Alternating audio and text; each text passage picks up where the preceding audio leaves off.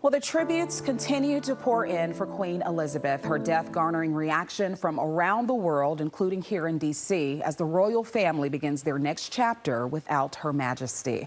And royal family expert Jacquie Jordan joins us now live with a closer look at what's next for the family. Good morning, Jacquie. Good morning. Yes, it's a sad day around the world, certainly. And, most people on this planet have been born into either her life story or her reign. So most people feel this impact of the losing of the Queen as a public figure for us. And now the UK gets ready for her lying in state. They'll be bringing her down from Scotland to London, where they will do a public viewing in Westminster Abbey, and she will be adorned with all of the regal of a funeral of her stature. The last big funeral was Queen Mum when it happened in 2002.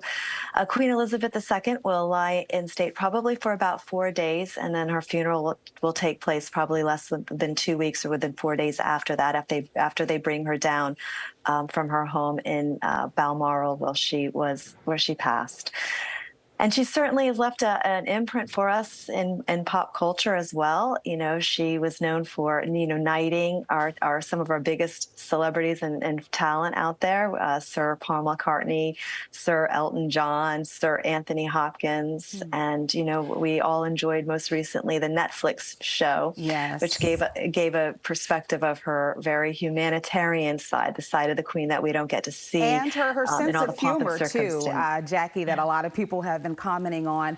I want to touch upon what you mentioned off the top, that most people don't know a world without the Queen. I read a report this morning that 9 in 10 out of living humans here on Earth were born after she became queen. So certainly she has this huge impact. Since you are an expert with the royal family, can you take us inside the emotional state of the immediate members of the royal family?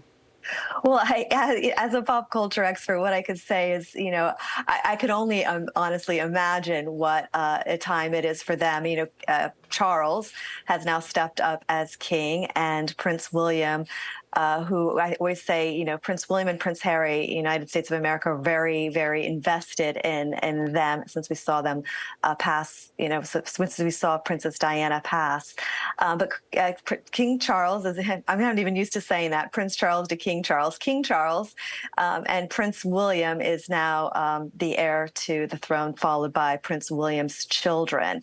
So that is a significant change, and that affects the currency, and it'll be interesting to see how that plays out through New Zealand, Australia, Canada, and the UK, who technically will have to change the currency, which is the only money that I've known from them, with the Queen's face, profile of her face on the currency. So that we're expected to see change as well during this huge transition.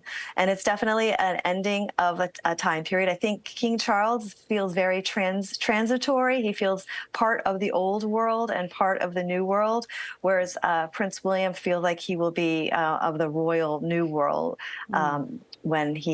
if and when he steps into that position. Yeah, we will certainly continue to follow, but it's certainly a monumental loss for the entire world, losing Queen Elizabeth. Thank you so much for your insight, Jacquie Jordan.